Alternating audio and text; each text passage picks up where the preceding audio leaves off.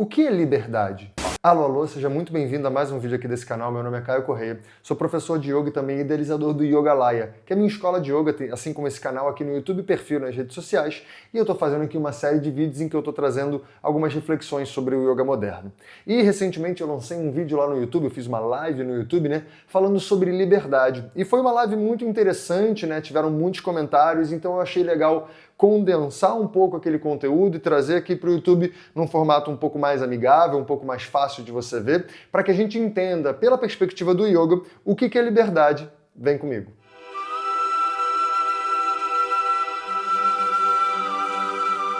Bom, esse conceito de liberdade é muito interessante porque ele varia muito dependendo da cultura e dependendo do ponto de vista e da ótica que você está colocando em cima disso, né?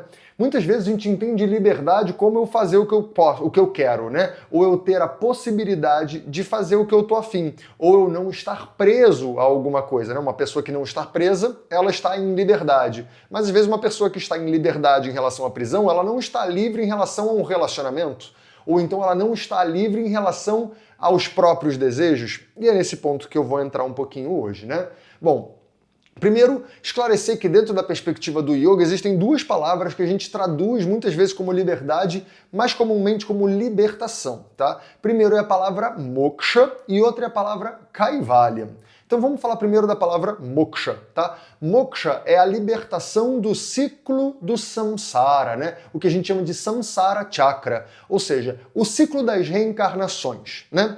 A gente sabe que, ou se você não sabe, estou te falando agora, né? Esse conceito de reencarnação, ele é um conceito absolutamente presente e fundamental da cultura védica, né? A cultura da Índia, a cultura que deu origem a tudo que a gente entende como cultura indiana hoje em dia. Então, dentro da cultura indiana, a reencarnação é algo absolutamente presente, né? E eles entendem que você reencarna para que eu possa, em vida, né, na vida, nessa manifestação, eu ir queimando os meus karmas, ou seja, as ações que eu faço e que deixam algumas impressões e que eu só consigo me livrar, me libertar desse ciclo de reencarnações quando eu morro, quando eu saio dessa encarnação, né, eu desencarno, sem que eu esteja preso a essa vida por causa das impressões que eu gerei, né? Impressões de apego, de medo, de desejo, de identificações equivocadas, né? Isso é o que a gente entende um pouquinho sobre a lei do karma que prende a gente no ciclo do samsara, né? No ciclo das reencarnações. Beleza pura? Não é muito nesse assunto que eu quero entrar, eu só quero explicar o que significa o conceito de moksha, tá? Dentro da cultura do yoga. Aí a gente vai para o conceito de kaivalya, né? Que é um conceito que é bastante usado dentro do campo do yoga, é um conceito muito presente, por exemplo, no texto chamado Yoga Sutra de Patanjali, né? Que é o texto que eu me especializei e me especializo diariamente, né? É um texto que eu gosto muito de estudar. E kaivalya, né, diferente do conceito de moksha, é quando eu ainda em vida, nessa manifestação, eu consigo me libertar dos meus condicionamentos, tá? Ou seja, dos meus hábitos, das minhas tendências, daquelas coisas que eu faço meio só porque eu já fiz antes. Né? Ou seja, um exemplo que eu sempre gosto de dar, se eu acordar hoje e tomar um copo de suco de laranja, um pão com manteiga vegana e uma banana, existe uma tendência, existe um condicionamento, melhor dizendo, né, que faz com que eu amanhã tenda a fazer a mesma coisa. Né? Então esse condicionamento é o que a gente quer se livrar dentro do yoga. Ou seja, se hoje eu gosto de comer tal coisa, e amanhã eu penso, eu quero comer aquilo que eu comi ontem. Isso é um condicionamento. E, pela perspectiva do yoga, o que a gente quer mesmo, que seria a grande liberdade para o yoga, é eu conseguir olhar para a realidade de maneira absolutamente clara, né? Sem que os meus medos estejam influenciando nisso, sem que os meus desejos ou aquilo que eu não quero, a minha repulsa esteja influenciando nisso, sem que as minhas identificações, ou seja, eu sou brasileiro, eu sou heterossexual, eu sou professor, né? Isso tudo são identificações que eu tenho. Essas coisas não deveriam interferir na forma como eu olho para a realidade. Porque eu deveria olhar para a realidade de maneira clara e perceber o que cabe a mim fazer nesse momento. O que é muito diferente de o que eu quero fazer nesse momento. Porque muitas vezes o que eu quero, ele é baseado naquilo que eu já vivi antes, né? A gente acha que o nosso desejo é algo absolutamente livre, né? Mas vamos pensar um pouquinho. Eu só quero certas coisas porque eu vivi dentro de uma família, porque eu tive um caminho, porque eu vivi dentro de uma sociedade, de uma cultura específica, de uma forma específica e num tempo específico. Então esses meus desejos, isso que a gente chama de livre-arbítrio, né, ou seja, é eu escolher entre uma coisa e outra, será que isso de fato é livre? Ou isso é absolutamente condicionado por tudo que eu já vivi? Né? Quando eu me encontro numa encruzilhada e eu escolho entre esquerda e direita, será que essa escolha de fato é livre? Ou ela é baseada em tudo o que eu já vivi e ela já está meio que pré-condicionada por causa dos meus condicionamentos e tendências? Né? Essa reflexão é a grande reflexão do yoga, é uma das grandes reflexões do yoga. Né? Como que eu posso agir realmente sem estar preso a tudo isso que eu carrego de uma bagagem do passado? Não que o passado ele vá me atrapalhar sempre, ele pode ser uma ótima referência, mas ele não deveria direcionar de maneira muito intensiva a minha decisão nesse momento, né? O que deveria basear a minha decisão nesse momento deveria ser um olhar claro para a realidade, em que eu entendo o que me cabe fazer nesse momento que não é bom só para mim, e o que é bom para todo esse momento, para todo esse presente em que eu me incluo, mas não só. Não só. Então a atitude de um yogin, né, isso é trazido no Yoga Sutra de Patanjali, é aquela atitude que não é baseada numa motivação, ela é baseada numa ação que ela reconhece qual é a única atitude que me cabe e que realmente, dentro das condições que eu tenho, com as ferramentas que eu tenho, ela vai beneficiar tudo o que existe em volta de mim. Não beneficiar que todo mundo vai se sentir bem, mas dentro de uma análise clara, eu consigo ver qual é a atitude que é a que melhor encaixa aqui, qual é a atitude que é justa. Justa não no sentido de justiça, mas justa no sentido de qual é a atitude mais ajustada a essa situação. Ou seja, eu tento ver aqui, caramba, às vezes eu preciso me sacrificar um pouquinho, não é o que eu queria, mas eu acho que é o melhor que eu posso fazer para essa situação. Exemplo bobo, tá? Eu acabei de comer e aí ficou louça na pia.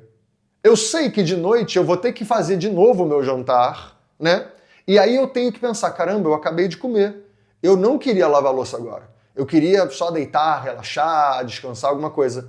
Mas eu acho que o melhor para mim e para toda a minha casa, para todas as pessoas que convivem comigo, o ideal seria eu agora chegar e lavar essa louça. Essa é a atitude que é ajustada a essa realidade. Estou dando um exemplo, tá? É claro que dependendo da sua louça aí, a dinâmica pode ser outra. Eu estou dando um exemplo baseado em como eu vivo aqui, né? Eu sinto que muitas vezes a minha vontade é ficar de preguicinha, só que aí essa louça fica lá. Aí chega de noite, quando eu vou jantar, eu e a minha companheira, a gente fala, tá cheio de louça, né, para lavar. Percebe? Eu acumulei karma. Né? Aquela minha atitude de mais cedo, ela chegou agora e ela piorou, ela atrapalhou um pouquinho a minha atitude. Isso que é aquelas impressões que eu falei do conceito de karma e que vão prendendo a gente nessa encarnação e que vão fazendo com que a gente reencarne, né? Levando lá para o conceito de moksha. Mas sem entrar no conceito de moksha, ainda no conceito de kaivalyam, né? O que a gente chama de liberdade é quando eu consigo de fato olhar para essa situação específica, no caso do exemplo que eu dei, a louça, e pensar, pode crer, a situação que mais cabe agora é eu levantar e lavar a louça. Não é exatamente o que eu queria, mas eu posso, tá dentro das minhas possibilidades, né? Não vai me ferir o orgulho, não vai atrapalhar a minha vida, vai beneficiar tudo que está em volta e de fato é o que cabe agora. Então liberdade é eu chegar e conseguir fazer isso que precisa ser feito, né? A gente acha que liberdade é eu fazer o que eu tô afim. Então eu tô afim de comer um brownie, eu vou lá e como um brownie. E a gente entende isso como sendo liberdade. Sendo que o brownie, muitas vezes você sabe que o brownie não vai te fazer bem. E quem está demandando esse brownie? De fato é uma clareza ou é um impulso, um desejo que está te dominando e você está sendo escrava dos seus desejos? Essa é uma grande reflexão que eu acho que a gente precisa conversar um pouquinho sobre ela, né? Os nossos desejos, os nossos sonhos, eles prendem a gente nisso. Né? Por exemplo, eu quando tinha 17 anos, eu tinha que escolher qual era a minha profissão. Eu escolhi minha profissão baseada em quê? Baseado em toda uma história, em toda uma sociedade, em como são os meus pais, em que meus pais esperam de mim, em o que eu tinha facilidade dentro da escola. Mas será que foi uma escolha de fato livre? Por exemplo, eu fiz faculdade de engenharia. Será que essa escolha foi livre? De fato livre? Isenta de qualquer outra influência externa? Ou não, ela foi absolutamente condicionada. Meu pai e minha mãe são engenheiros, eu era bom em matemática, eu era ótimo em física, existia todo um movimento que fala assim, pô, Caio, você fazer engenharia vai ser bom para você, né? Será que isso é liberdade? Eu simplesmente seguir as tendências e os condicionamentos? Será que isso é liberdade? Ou a gente está preso dentro desse ciclo de condicionamentos e de tendências, né? Pela perspectiva do yoga, é isso que está acontecendo. A gente está preso. A gente está preso em um monte de ciclo de tendências e condicionamentos e a gente acha que está agindo de maneira livre porque eu estou satisfazendo os impulsos que vêm, sem que eu tenha o menor controle sobre isso, né? Vem um impulso, eu acho que sou eu que quero e não que é um impulso baseado em um monte de coisa que eu carrego do passado, eu vou lá e satisfaço esse impulso e penso, sou livre. Só que pela perspectiva do yoga, não. Você está absolutamente presa nos seus condicionamentos, nas suas tendências e em toda essa bagagem que você carrega. Deu para entender? Bom, esse é um papo que é importante da gente refletir sobre, então estou trazendo aqui para a gente abrir um canal de conversa, né? Então abro aqui o espaço dos comentários para que você de fato deixe aqui nos comentários como que você se sentiu ouvindo esse vídeo, né?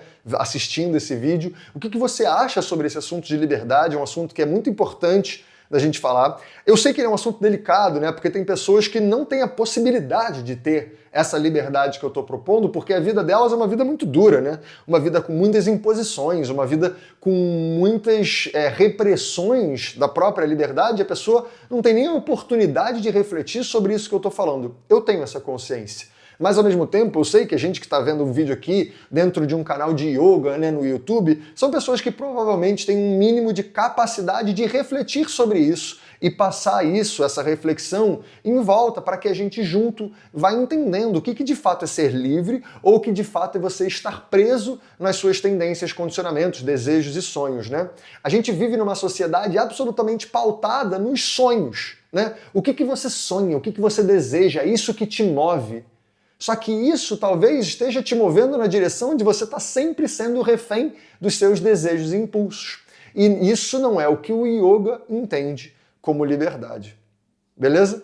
Me diz aqui nos comentários o que você achou desse vídeo.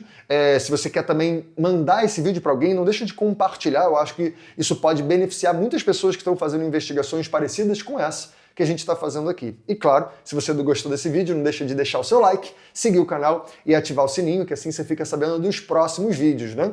E fora isso, esses assuntos todos a gente aborda de maneira bem mais aprofundada na minha escola online, que é o Yogalaya. Se você quiser conhecer, o link está aqui, escola.yogalaya.com.br. É uma escola online, né? Então todas as aulas são online, mas acontecem ao vivo. Então acontecem ao vivo através da plataforma Zoom. Eu consigo ver você me vê, a gente tira dúvidas e tem uma troca muito legal para que a gente possa ir se conhecendo cada vez mais, né? Hoje mesmo eu estava falando com uma aluna, ela falou, caramba, você sabe mesmo quem eu sou? Eu falei, claro, você é minha aluna, eu sou professor, a gente tem que se conhecer. E quanto mais eu vou conhecendo os alunos, mais eu posso direcionar, de fato, as aulas, os conteúdos e as práticas para que isso beneficie a todos, né? Na minha escola a gente tem estudos teóricos e práticos, né? A gente tem a prática dos asanas, dos pranayamas, que são as posturas, os respiratórios, mas também tem muitas aulas teóricas em que a gente pega esses conceitos e filosofias e conversa sobre isso para tentar entender como interagir com a realidade. Beleza pura? E fora isso, aqui no YouTube eu lanço vídeos novos todas as quartas e sextas-feiras, sempre às 9 da manhã,